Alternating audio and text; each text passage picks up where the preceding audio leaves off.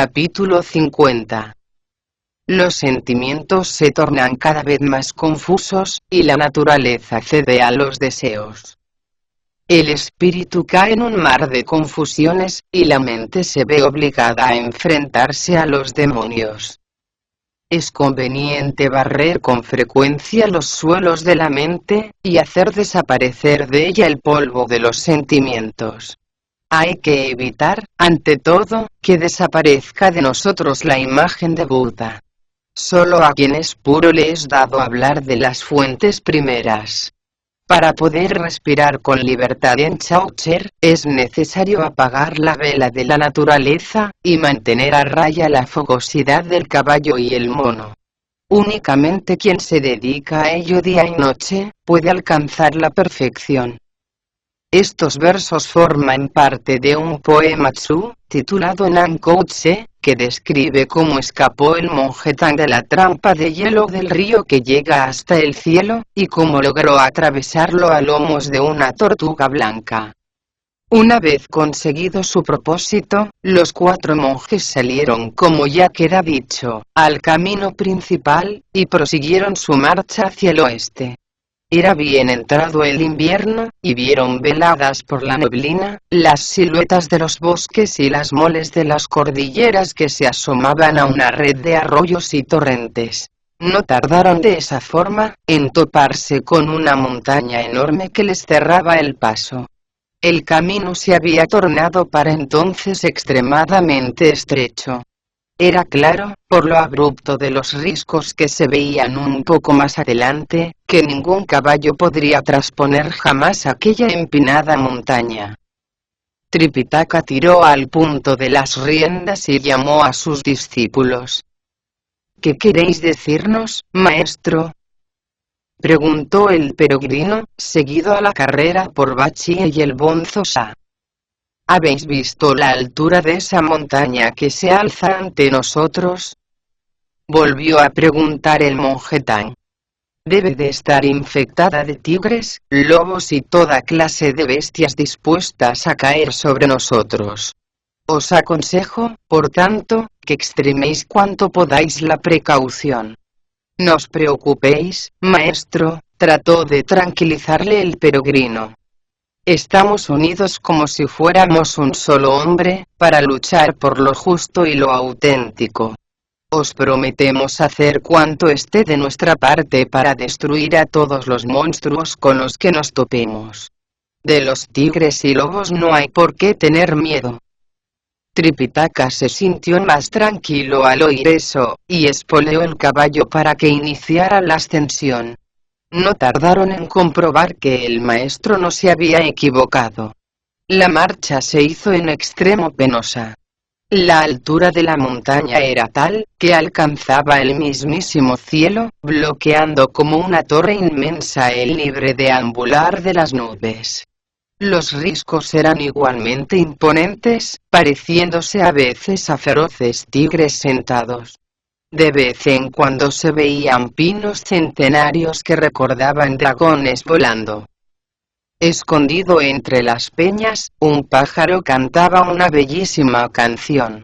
Los ciruelos que crecían entre la rocalla, dejaban escapar aromas cargados de dulzor.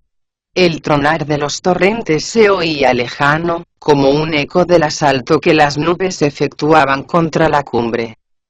En ella reinaba la nieve, señora tiránica que lanzaba órdenes de viento gélido, que hacían rugir de hambre a los tigres. En las zonas cubiertas por la nieve y el hielo, las urracas eran incapaces de encontrar sus nidos, y los ciervos no hallaban un lugar para descansar. Los viajeros que por allí pasaban, apenas si podían dar un paso, agachando la cabeza para protegerse mejor del frío. Sin hacer caso de tantas adversidades, los 4 monjes se lanzaron a la conquista del pico, temblando de pies a cabeza. Una vez traspuesto, vieron a lo lejos una especie de torre, y unas cuantas casas de aspecto muy peculiar. El monje Tang detuvo la cabalgadura y dijo a sus discípulos: Siento tanta hambre y tanto frío, que no podéis figuraros la alegría que me produce ver esas construcciones ahí delante. Por fuerza tiene que tratarse de un pueblo, de un templo o de un monasterio. Acerquémonos a mendigar algo de comer. Proseguiremos el viaje, en cuanto nos hayamos llevado algo a la boca. El peregrino abrió cuanto pudo los ojos, y comprobó que tan peculiar lugar estaba cubierto por un aire de origen diabólico y una neblina que solo presagiaba desdichas. «Ese no es un buen lugar, maestro», afirmó volviéndose hacia el monje Tang. «¿Por qué no?», preguntó Tripitaka. «¿Acaso no hay gente viviendo ahí?». «¿Cómo podría explicároslo?», contestó el peregrino sonriendo. «A lo largo del camino que conduce hacia el oeste, hay infinidad de diablos y monstruos con poderes suficientes como para levantar de la nada las casas y pueblos. Meras trampas para atraer a los viajeros incautos. Supongo que habréis oído decir que un dragón es capaz de engendrar 9 clases distintas de hijos. Una de ellas es una almeja gigante, cuya respiración brilla como los rayos, y a veces toma la forma de casas y edificios. Si pasan por allí volando algunos pájaros o cuervos y deciden detenerse en esos falsos pueblos a recobrar las fuerzas, la almeja se los traga enseguida. Se trata en realidad de una trampa ingeniosa en extremo. Si os he aconsejado no acercaros a ese pueblo ha sido porque se encuentra sumido en una atmósfera cargada de malos presagios. Está bien, concluyó Tripitaka. No entraremos ahí. Sin embargo, insisto en que tengo un hambre terrible. En ese caso, respondió el peregrino, bajad del caballo y sentaos en el suelo, mientras voy en busca de algo que os podáis llevar a la boca. Tripitaka dio el visto bueno a la idea, y desmontó de la cabalgadura. Mientras Bachie se hacía cargo del caballo, el bonzo Sha puso en el suelo el equipaje, sacó la escudilla de las limosnas y se la entregó al peregrino. Por lo que más queráis, no deis un solo paso más, aconsejó Lukun al bonzo Sha. Cuidad bien del maestro, y esperad a que yo vuelva para proseguir el camino. El bonzo Sha se comprometió a cumplir al pie de la letra el encargo, pero el peregrino no se sintió tranquilo e insistió, diciendo a Tripitaka: «Ese lugar de ahí enfrente presagia más malo que bueno. Os pido que no os mováis de aquí mientras voy a mendigar algo de comida, ¿de acuerdo?». «No es necesario que lo repitas tantas veces», le regañó Tripitaka. «Procura no tardar mucho». El peregrino se despidió de sus 3 compañeros, pero antes de iniciar el vuelo, volvió una vez más sobre sus pasos y dijo al maestro: «Soy consciente de que os cuesta muchísimo quedaros sentados sin moveros de acá para allá. Si me lo permitís, voy a ofreceros cierta protección». Se sacó de la oreja la barra de los extremos de oro, y trazó en el suelo un gran círculo. A continuación pidió al monje Tang que se sentara en el centro, mientras Bachie y el bonzo Sha permanecían de pie a su lado. También el caballo y el equipaje fueron colocados en el interior del círculo, a 2 pasos de ellos. El peregrino juntó las manos a la altura del pecho, e inclinándose ante el monje Tang, dijo: «Este círculo que acabo de dibujar es tan fuerte como un muro de acero. Los habitantes de ese vellorrio, sean tigres, lobos, espíritus, o demonios, no se atreverán a acercarse a vos. Pero para que su poder sea realmente efectivo, debéis permanecer todo el rato en su interior. Si os quedáis ahí sentado, no os sobrevendrá mal alguno. Pero si no prestáis atención a mis palabras y abandonáis su protección, con toda probabilidad correréis un grave e irremediable peligro. Por lo que más queráis, hacedme caso». Tripitaka y los otros dos discípulos prometieron seguir sus consejos al pie de la letra, y se sentaron solemnes dentro del círculo. Más tranquilo, el peregrino montó entonces en una nube, y se dirigió hacia el sur en busca de un lugar en el que mendigar algo de comida. No tardó en descubrir un pueblo cerca de unos altísimos y centenarios árboles. Descendió de la nube, y aguzando la vista, vio que la nieve había agostado los sauces, y el hielo había petrificado los estanques. Los escasos bambúes que habían logrado hacer frente al frío, se mecían suavemente en el viento, mientras las densas copas de los pinos conservaban su primitivo verdor. A su sombra se levantaban unas cuantas chozas con el tejado hecho de ramas y totalmente cubierto de escarcha. Cerca de ellas se veía un puente, medio derruido y de aspecto abandonado. Las vallas que separaban las casas, estaban llenas de narcisos a medio florecer. De todos los aleros colgaban graciosos chupiteles de hielo. El frío viento penetraba hasta los huesos, pero estaba cargado al mismo tiempo de un aroma muy extraño. A pesar de la densa nevada que cubría aquel lugar, los ciruelos estaban totalmente cubiertos de flores. La belleza de aquel paisaje atrajo la atención del peregrino. Cuando más concentrado estaba en su contemplación, se abrió, crujiendo, una de las puertas de madera, y apareció un anciano. Llevaba un gorro de lana, una túnica raída y un par de sandalias de hierba. Caminaba apoyado en un bastón, y levantando la vista hacia el cielo, exclamó: «Vaya, se está levantando el viento del noroeste. Eso quiere decir que mañana hará bueno». No había acabado de decirlo, cuando detrás de él surgió un perro pequinés, que corrió hacia donde estaba el peregrino, ladrando furioso. El anciano se dio la vuelta y se topó con el peregrino, que estaba justamente a sus espaldas con el cuenco de las limosnas en la mano. Wukong se inclinó, y dijo respetuoso: «Este humilde monje, señor, ha sido enviado por el gran emperador de los Tang, de las tierras del este, al paraíso occidental en busca de las escrituras de Buda. Al pasar por esta región, mi maestro sintió hambre, y eso me ha movido a acercarme hasta vuestra respetable morada, para mendigar un poco de comida vegetariana».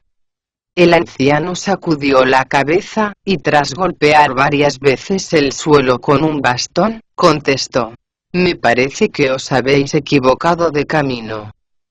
«No lo creo yo así», repuso el peregrino. «El camino que conduce al paraíso occidental pasa a más de 3000 kilómetros al norte de aquí», explicó el viejo. «Opino que antes de mendigar nada, deberíais tratar de encontrar ese camino». «Tenéis razón», contestó el peregrino sonriendo. «Pasa al norte de aquí. Pero no os preocupéis. Mi maestro está sentado a su vera, esperando impaciente a que aparezca yo con la comida». «No sabéis lo que decís», le regañó el anciano.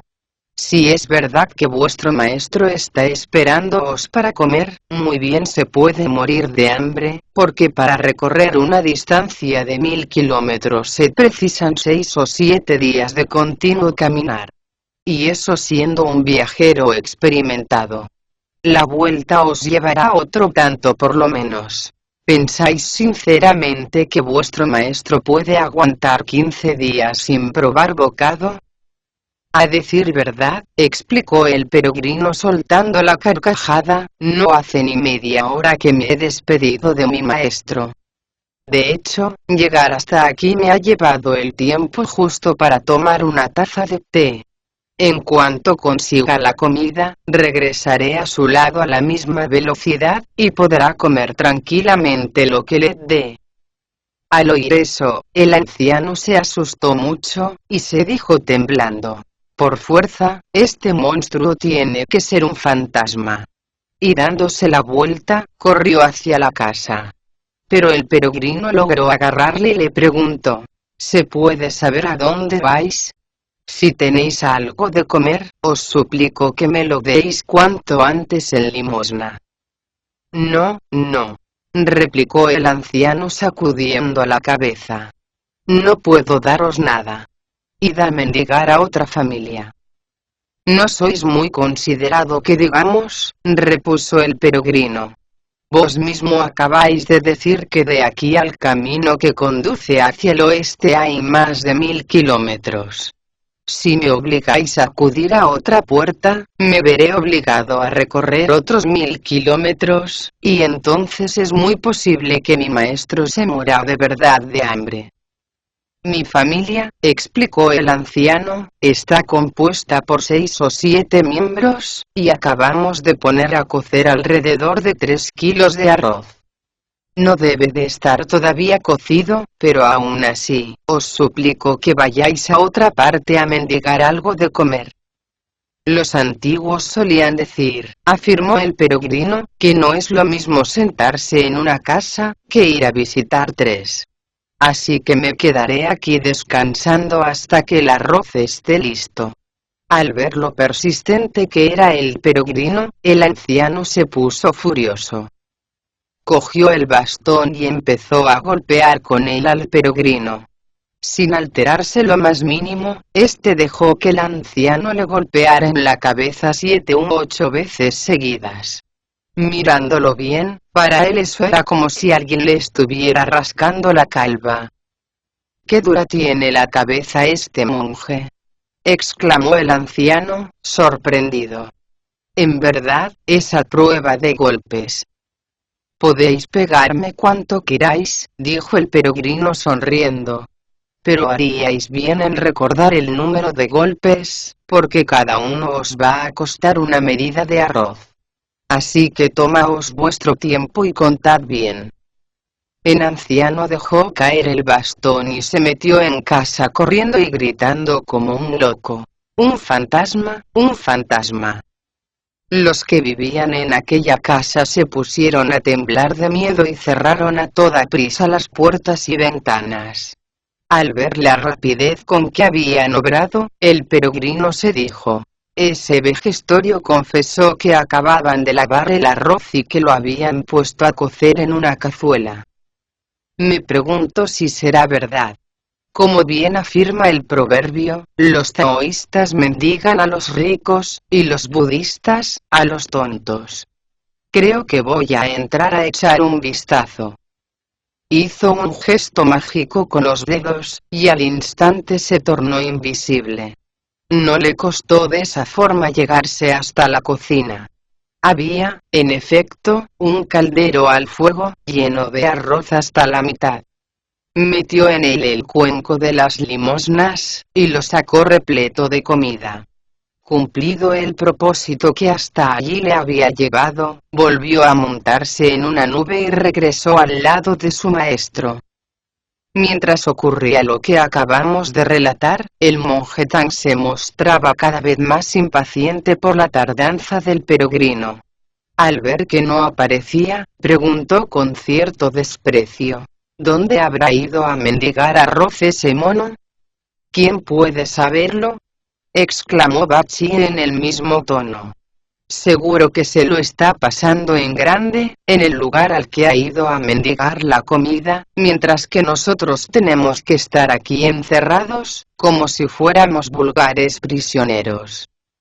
¿Qué quieres decir?, le increpó Tripitaka. ¿Acaso no sabéis que los antiguos trazaban un círculo en la tierra para trazar los límites de la cárcel? Eso mismo ha hecho él con la barra de hierro, y ha tenido además la osadía de decir que era más fuerte que un muro de acero. Pero yo os pregunto, ¿de qué forma nos va a proteger este círculo, cuando se presenten por aquí los tigres y las bestias que habitan en esta montaña? Les serviremos de comida y asunto concluido. ¿Qué sugieres que hagamos, Wunen?, preguntó una vez más Tripitaka. Como podéis apreciar, contestó Bachi, este lugar es incapaz de protegernos contra el viento o el frío. Si os parece bien, podríamos reanudar nuestro viaje y seguir adelante por el camino del oeste.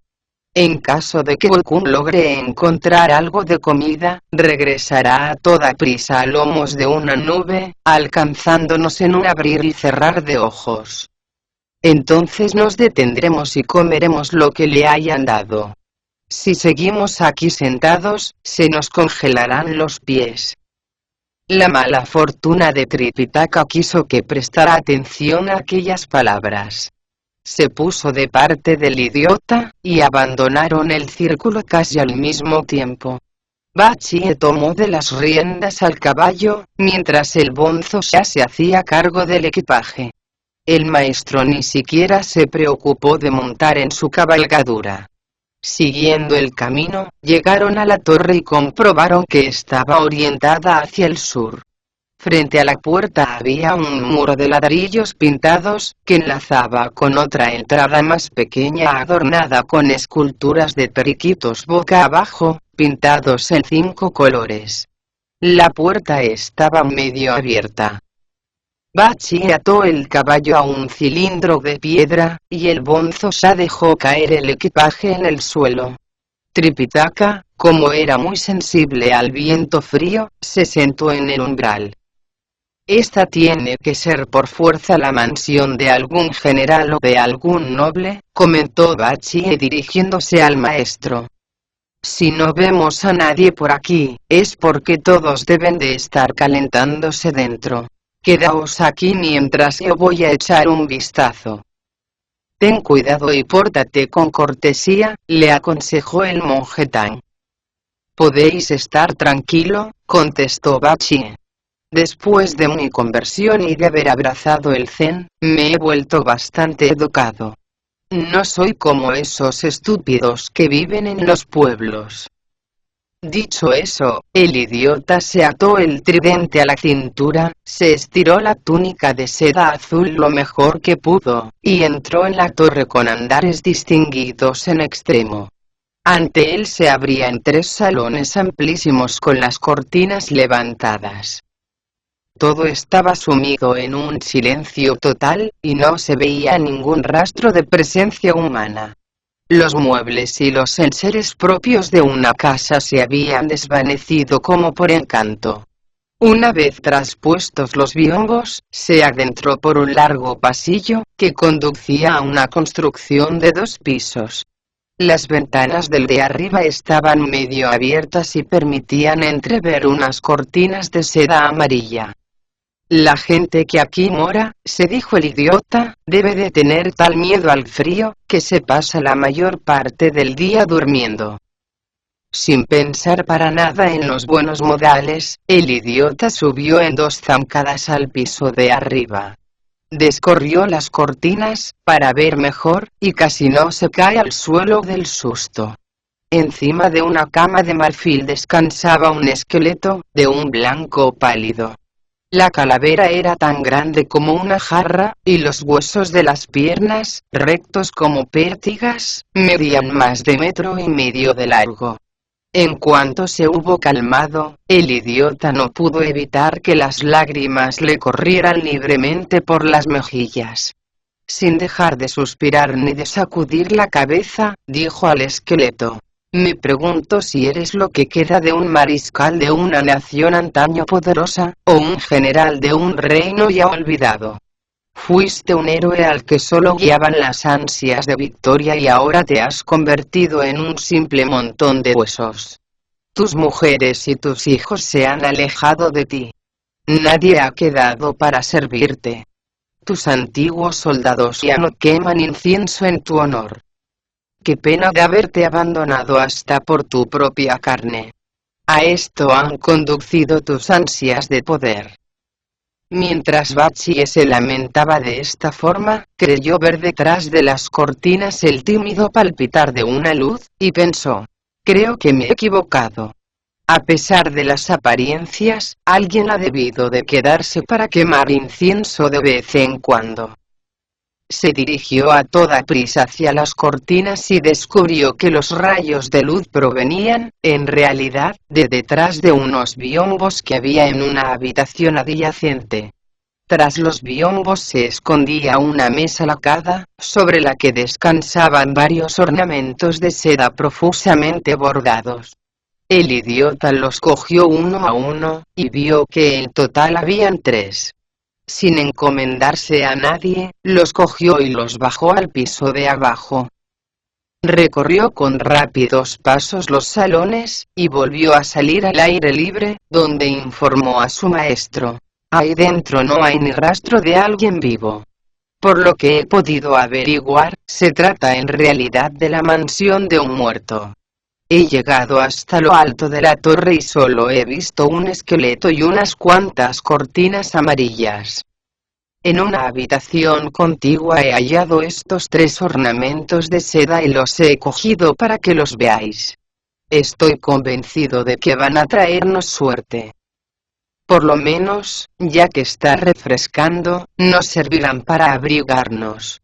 Quitaos, maestro, ese abrigo raído que tenéis, y poneos uno de estos ornamentos, así no pasaréis tanto frío.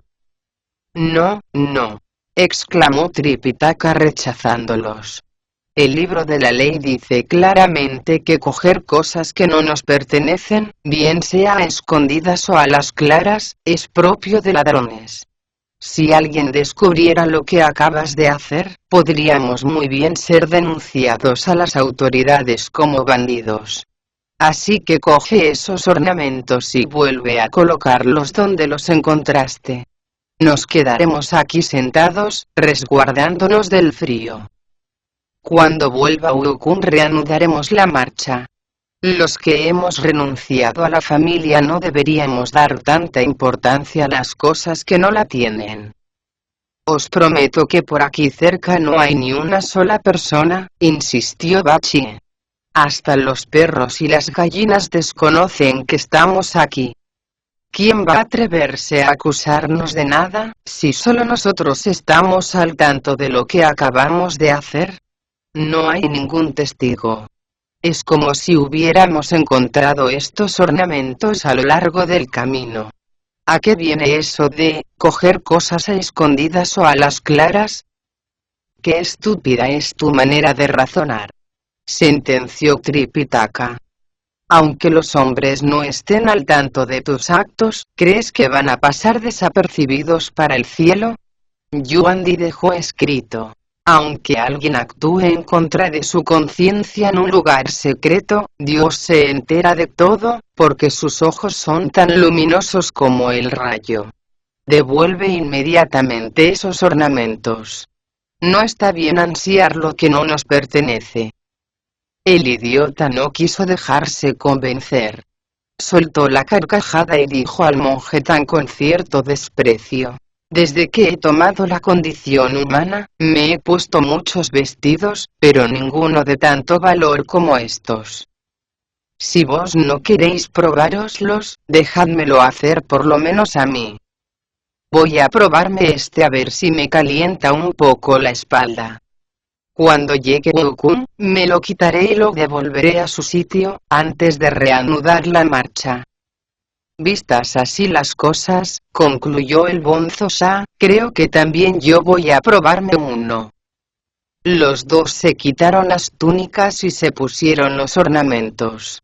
Cuando trataron de abrochárselos, perdieron el equilibrio y cayeron al suelo como muñecos. Los ornamentos se habían convertido de pronto en una especie de camisas de fuerza.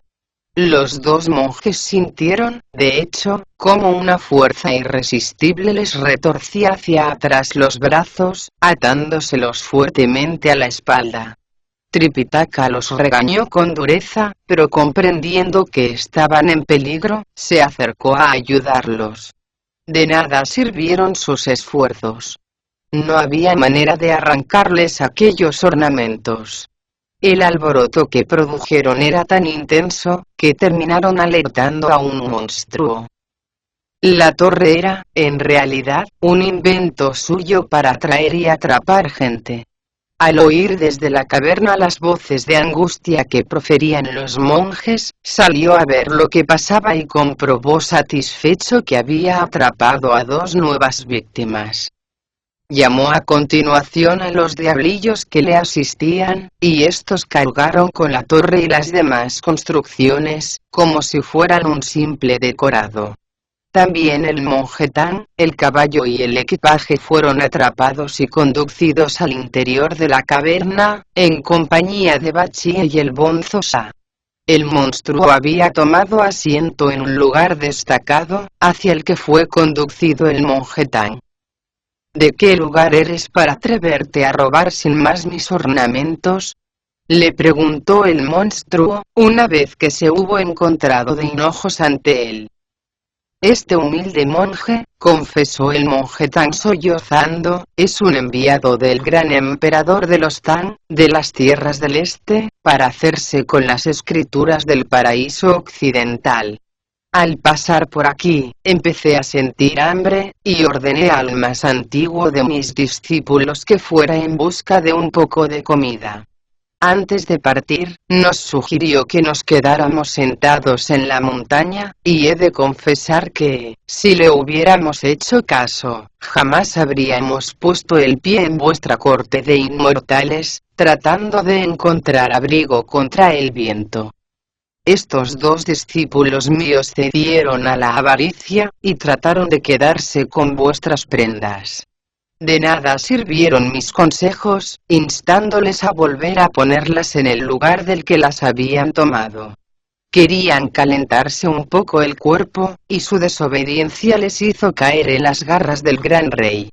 Os suplico que tengáis compasión de nosotros y nos permitáis proseguir nuestro camino, de forma que podamos obtener las escrituras.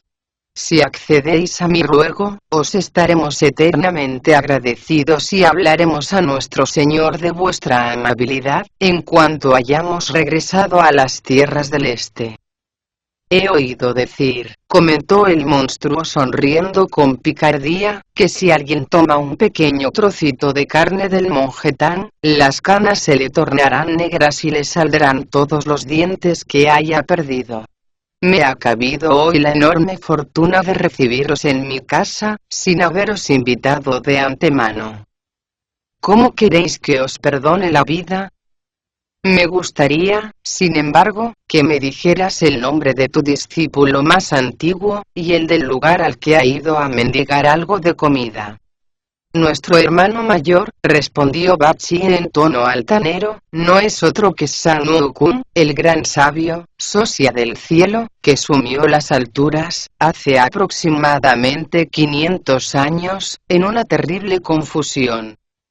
Aunque el monstruo no replicó ni una sola palabra, se sintió sacudido por el miedo y se dijo: he oído decir durante muchísimo tiempo que ese tipo posee unos poderes mágicos realmente extraordinarios.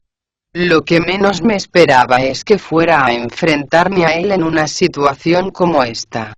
Levantó la voz y ordenó a sus subalternos: atadlos con cuerdas nuevas y llevadlos a la parte de atrás. En cuanto nos hayamos apoderado de ese otro discípulo que dicen, los coceremos a todos y nos los comeremos. Los diablillos obedecieron al instante, atándolos concienzudamente, antes de llevarlos a la parte posterior de la caverna.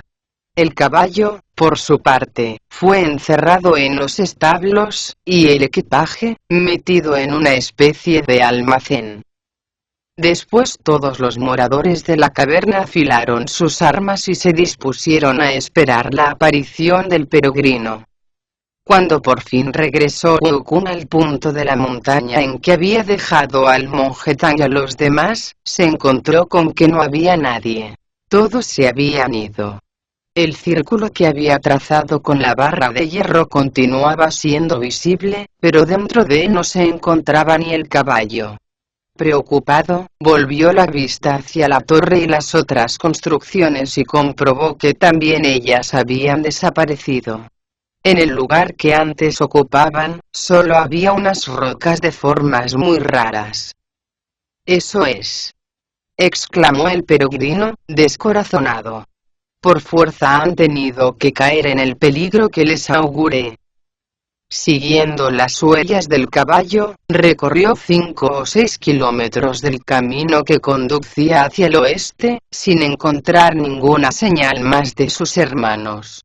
Cuando más desanimado parecía estar, oyó de pronto hablar a alguien hacia la parte norte de la pendiente. Se acercó para echar un vistazo y vio que se trataba de un anciano vestido con una túnica de lana y un gorro, al parecer, muy caliente.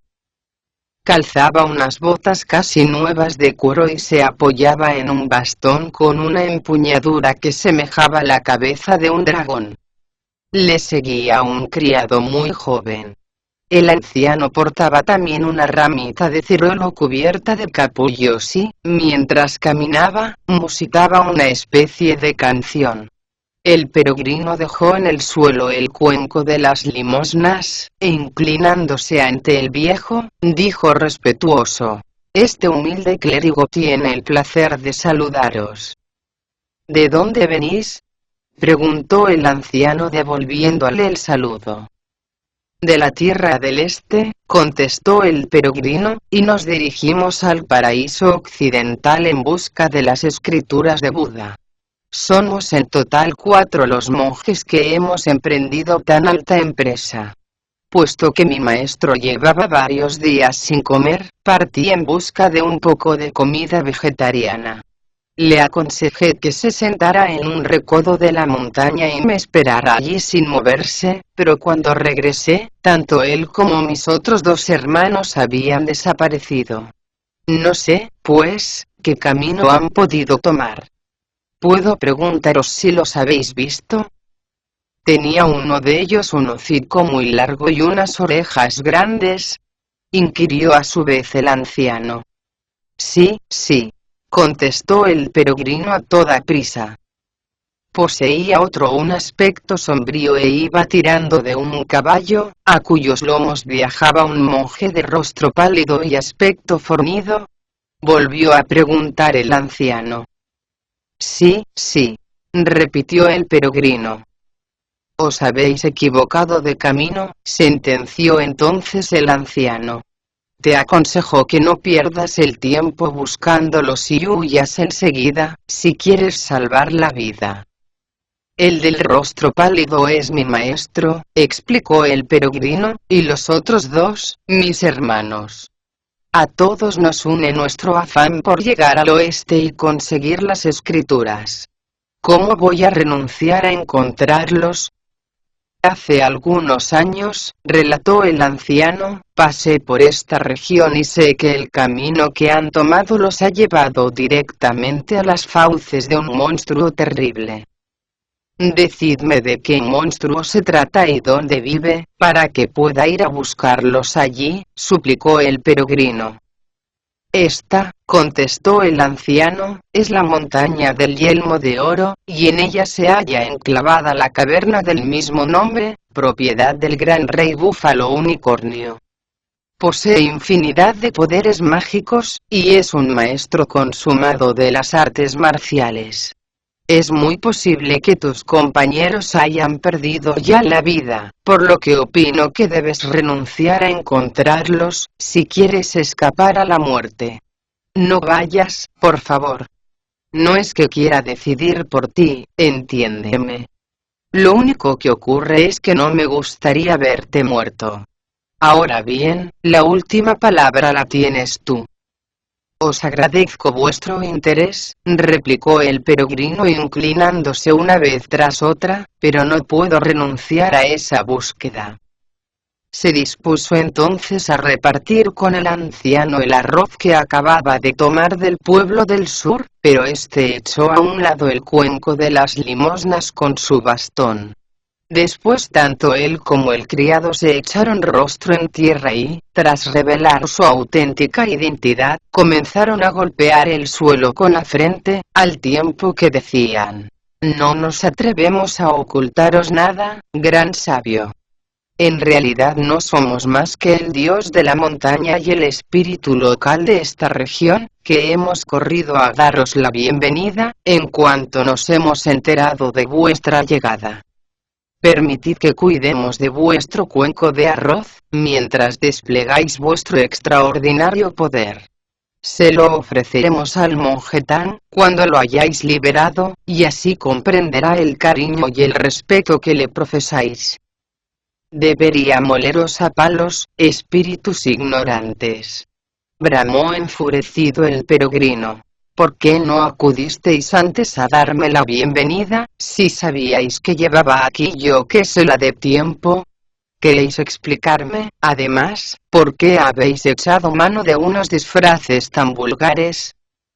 Sabiendo que poseéis un carácter muy fuerte, confesó el espíritu local, no nos hemos atrevido a enfrentarnos con vos directamente, prefiriendo informaros tras este disfraz protector, que como muy bien habéis afirmado, carece enteramente de gusto. Está bien, concluyó el peregrino dominando su ira. Por esta vez no os apalearé. Pero debéis cuidar bien de ese cuenco de limosna y tenéis que prestarme vuestra colaboración a la hora de atrapar a ese monstruo. El espíritu local y el dios de la montaña no tuvieron nada que objetar. El gran sabio se levantó la túnica de piel de tigre, ajustándosela a la cintura con la faja. Levantó después en alto la barra de los extremos de oro, y corrió hacia el interior de la montaña en busca de la caverna del monstruo. Al pasar por un despeñadero se percató de que las rocas tenían formas más extrañas que en otras partes, y de que justamente debajo de un antepecho verdoso, había dos puertas de piedra. Delante de ellas se encontraba apostada una gran cantidad de diablillos con lanzas y espadas. En aquel paraje la neblina poseía un aura amenazadora, el musgo tenía un tinte demasiado azulenco, las rocas resultaban demasiado abruptas y escarpadas, y los senderos que lo cruzaban se retorcían como si fueran colas de algún reptil.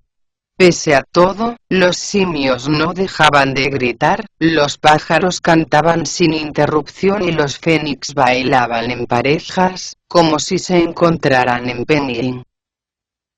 Un grupo de ciruelos, orientados hacia el este, habían comenzado a florecer, mientras los bambúes, calentados por la acción directa del sol, desplegaban todo el magnífico verdor de sus hojas.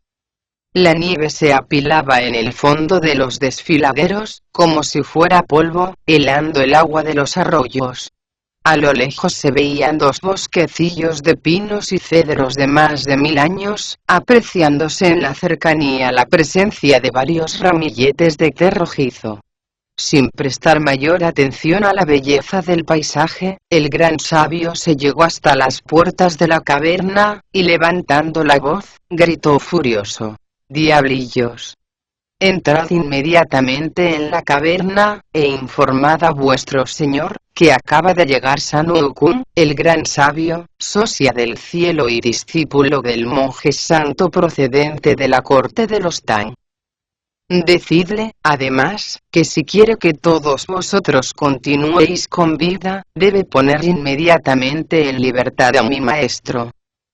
Los diablillos entraron en tropel en la caverna, y dijeron a su señor: «Ahí afuera, gran rey, hay un monje con el rostro cubierto de pelos y la boca muy grande.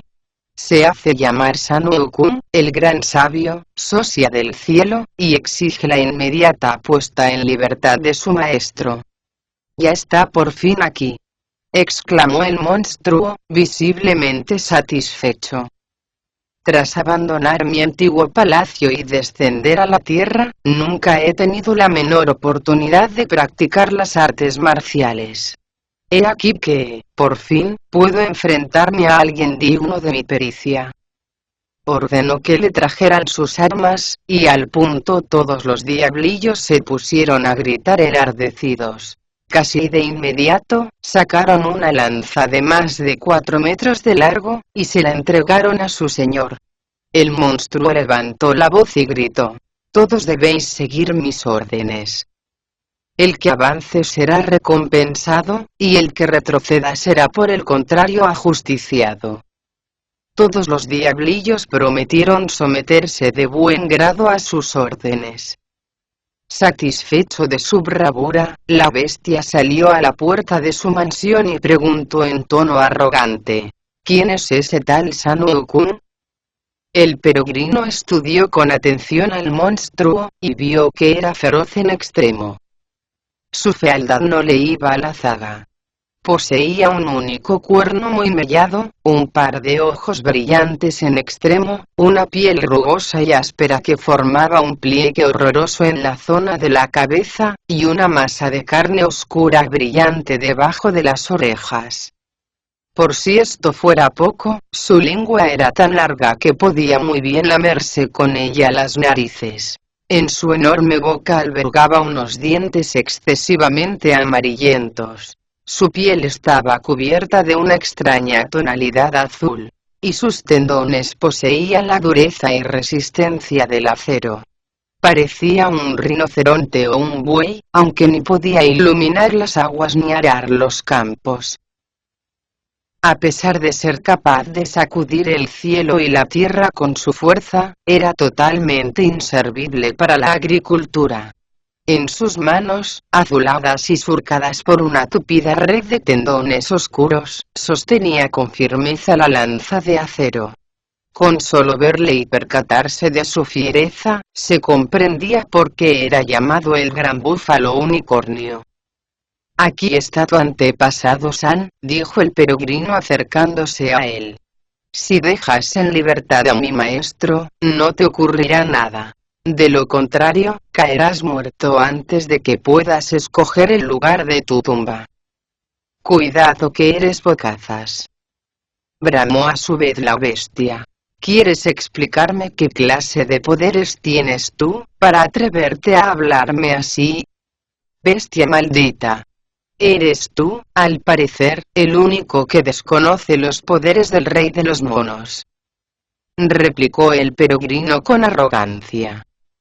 «Si tu maestro se encuentra en mi poder», explicó el monstruo, «es porque me robó unos cuantos ornamentos y tuvo la mala fortuna de ser apresado. Para tu información, te diré que pienso comérmelo cocido al vapor». «¿Qué clase de guerrero eres tú para venir a mi propia puerta a exigir la liberación de una persona como esa?» «Mi maestro es un monje justo y honesto», exclamó con convicción el peregrino. «Es imposible que haya robado nada a nadie, y menos aún, a un monstruo como tú. Con mi propio poder levanté una ciudad inmortal en un recodo de la montaña», explicó el monstruo, «y tu maestro tuvo la osadía de entrar en ella a husmear, sin ser invitado. Se encaprichó de cuanto vio, pero al final se decidió por 3 ornamentos de seda cubiertos totalmente de brocados. Si no quieres creerlo, pregunta a quien le vio hacerlo, porque los testigos son muchos. Si fueras una persona justa, te pondrías de mi lado y le reprenderías como se merece. Pero puesto que estás empeñado en medir tus armas conmigo, te haré una proposición. Si eres capaz de resistirme 3 asaltos, perdonaré a tu maestro. De lo contrario, también tú conocerás la región de las sombras». «Bestia maldita», gritó el peregrino, «no es necesario que te muestres tan bravucón. Eres tú quien debes irte despidiendo de esta vida. Si quieres saber lo que es bueno, ven a probar el sabor de mi barra». El monstruo no tenía ningún miedo al combate, y levantando la lanza, trató de asestarle al peregrino un terrible golpe en el rostro.